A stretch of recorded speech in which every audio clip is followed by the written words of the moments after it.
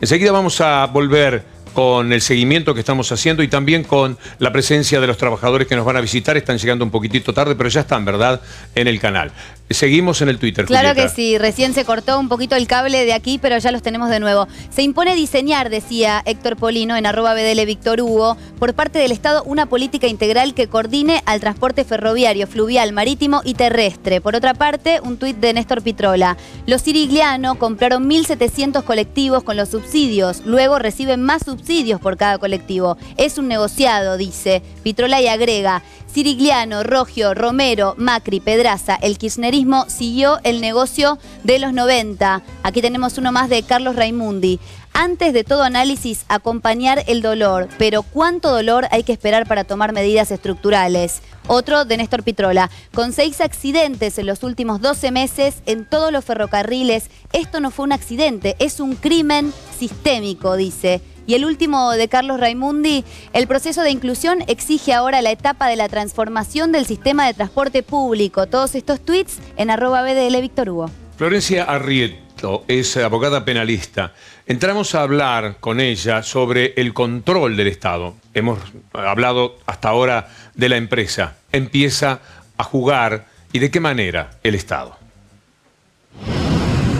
Me parece un avance que el Estado se presente como querellante, porque el Estado es el Estado como representante de la nación, o sea, la cabeza del Estado, que es la presidenta, en el principio de confianza pone gente en determinados lugares para controlar. O sea que el Estado, como todos los ciudadanos, tenemos derecho a saber qué pasó y a sentirnos víctimas. Ahora, quedó a mitad de camino. Hay que denunciar al secretario de Transporte también por incumplimiento de los deberes de funcionario público, porque la presidenta delega en él la responsabilidad de control.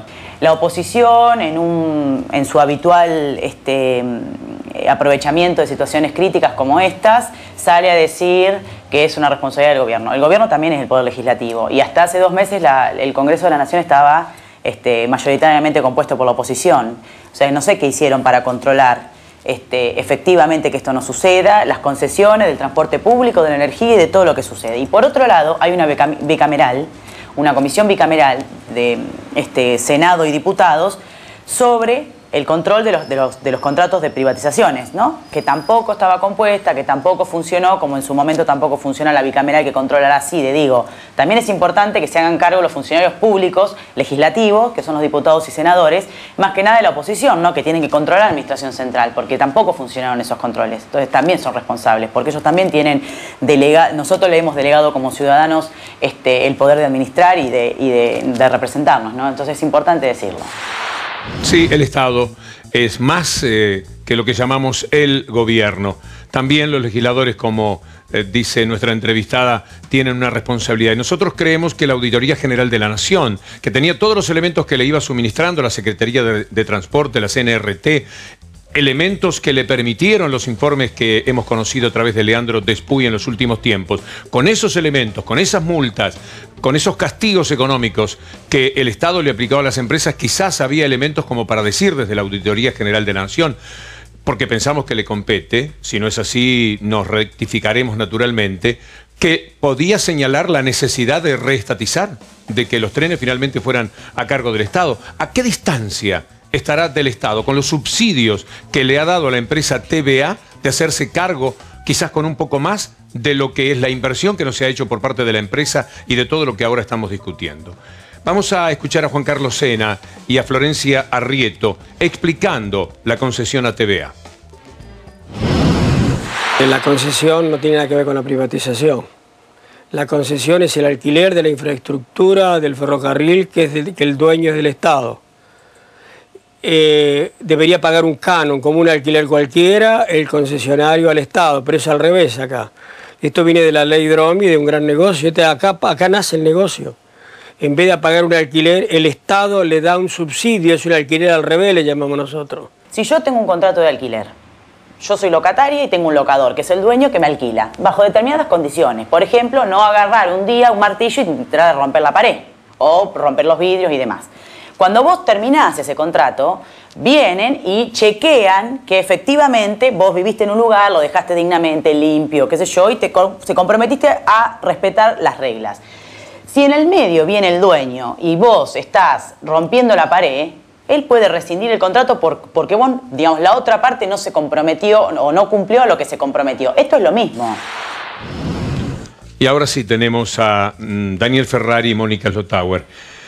¿Ustedes alcanzaron a escuchar el final de lo que decía nuestra entrevistada? ¿Creen que están dadas todas las condiciones para que TVA no continúe manejando los trenes? Con mucho menos Taselli perdió Metropolitanos, con mucho menos. En el Metropolitano, en el Roca, concretamente, a Taselli se lo sacaron y jamás hubo 50 muertos.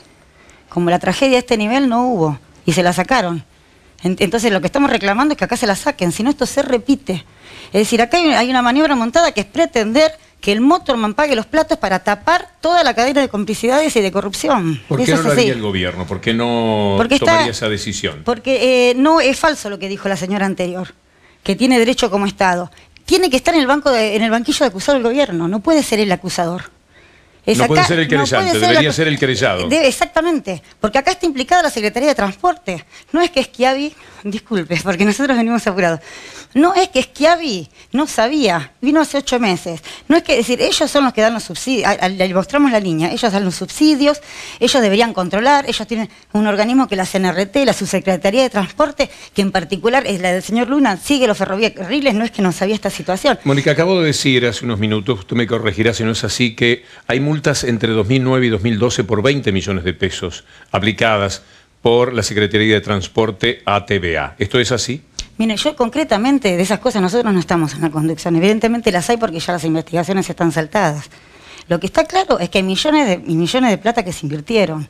Acá, entre la información, que es en la última quema, en el 2008, creo que hace 4 años, están diciendo, el gobierno entregó 1.000 millones de pesos para que hiciera, con el compromiso que iban a renovar 25 unidades. Solo renovaron 5, nadie les pidió explicaciones y ellos siguen. Y entre las causas de la tragedia no es secundario el estado del segundo coche. ¿Usted quiere que mostremos esto? Usted lo comenta. No, yo lo que quiero explicar concretamente es que cuando impacta, el segundo coche sube sobre el primero. Hay 7 metros en las que se juntan 150 personas. La mayoría de las víctimas está ahí. Si hay normas de seguridad, si este coche no es una chatarra podrida, si está al nivel, esto no ocurre. Lo que debería ocurrir frente al impacto es que hagan esto, que descarrile. No esto. Esto es lo que mató. Aún chocando de frente. Entró el segundo vagón, acá chocó de frente. Y los paragolpes no andaban. Están clausurados, no andan. Eso junta roña, yo lo limpio todas las mañanas en la estación, no andan. Pero además el otro efecto es que frente al impacto, los coches deberían hacer esto si son duros, si son del material correcto y están en condiciones. Tiene que hacer esto, descarrilar. Acá se sobrepuso. Cuando se sobrepuso, arrastró a la gente que estaba. Mónica, para ser justos, aún partiendo de la emergencia ferroviaria del 2002, ¿fue verdad? En el 2002 sí ocurrió. Aún partiendo de eso, en el estado de postración en el que estaba todo, ¿ustedes creen que se habían dado las condiciones para que todo ese material obsoleto fuese cambiado? Sí, o mantenido. Hay parte de esto que se puede mantener. Hay un compañero nuestro que la verdad es un orgullo, ha emocionado a todo el mundo, que es trabajador junto a él. Él trabaja en los talleres de Castelar, donde se reparan las unidades. Que explicó, si hay unidades que si tuvieran un buen mantenimiento durarían 50 años más, pero se están viniendo abajo. Es material que no se mantiene. ¿La máquina de este episodio había sido revisada la noche anterior? La máquina estuvo 2 meses parada. Y no se podía arreglar porque no había compresores, porque hay vaciamiento. Entonces en los depósitos no hay material para arreglarla, por eso se demoró. Y además después se largó con menos compresores. El señor Roque Cirigliano dice que está en condiciones. Tenía 5 compresores, tiene que tener 8. Entonces por eso... ¿Pero está en manos de ustedes decir que ese tren está habilitado para rodar? No, mire, la política de calidad de la empresa la dirige la empresa. Si quiere le puede decir, ellos son los mecánicos, no somos nosotros los que decidimos que una unidad tiene que salir. Pero hay una manera de decir el trabajador, por lo menos yo quiero decirle a ustedes que este tren no puede salir, sáquenlo si quieren, pero se tienen que hacer cargo. ¿Han hecho eso? Muchas veces hemos hecho eso y desgraciadamente han venido con la policía, con el infantería y nos lo han sacado y han sacado el tren a las 2 horas que nosotros habíamos dejado con los trabajadores los trenes adentro. Por eso, como dijo mi compañera, acá no es la culpa del trabajador, acá la culpa es de Cirigliano, que de la manera de cómo trabaja, estando todos los materiales muy obsoletos, muy destruidos, por eso fue el accidente que pasó. Como dijo, si hubiesen estado los paragolpes en condiciones, si hubiese estado en los coches en condiciones, nunca se puede montar un Ustedes seguramente coche. tienen asesores, Daniel, Mónica, que les podrán haber dicho en más de una ocasión si el dinero de los subsidios y lo que se recauda por parte de la empresa de una manera directa alcanza para todo lo que ustedes están señalando. Nosotros primero desearíamos que tener el control para poder invertirlo. Si yo estoy convencida, si a los mecánicos, acá hay jefes que están ligados a la corrupción, pero hay jefes que son trabajadores honestos. Si usted le da en cada sector, a los mecánicos, a la vía y obra, a los técnicos, a los oficiales, la conducción y el control de los fondos para la inversión, a partir de ahí vamos a decir si hace falta o no. Porque si no, ¿cómo se soluciona esto? Otra vez le van a dar más subsidios y se los van a dar a Sirigliano para que siga invirtiendo en la bolsa, en dólares. ¿Es eso? Permítame, para el comentario de ustedes, tenemos una animación sobre los subsidios al transporte de SIPEC, que seguramente es un buen punto de partida en realidad para seguir con este análisis. Los subsidios al transporte ascendieron a 17.000 millones de pesos en 2011, lo que representa 1% del PBI y 30% del gasto total en subsidios del Estado Nacional. El subsidio al transporte automotor por pasajero saltó de 30 pesos a 939 pesos en pesos constantes de 2004 en solo 8 años. Del 2003 al 2010, las tarifas cayeron un 50% en términos reales. En 2002, los subsidios representaban el 7% de los ingresos de las empresas prestatarias de transporte automotor de pasajeros.